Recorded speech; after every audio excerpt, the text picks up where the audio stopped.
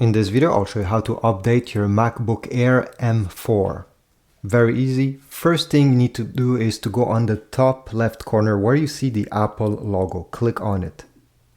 Then go down and select System Settings. From here, you're going to go and select General from the left side menu. And then on the right side, the second option should be Software Update. Click on it. Make sure that your computer is connected to the internet. It will search for an update, and every update available will be presented to you right over here. In this moment, as you see, there is no update for Mac OS, but there's an update for a software that I have, Final Cut Pro X, that is made by Apple, and it's showing me that I can update it now by clicking here.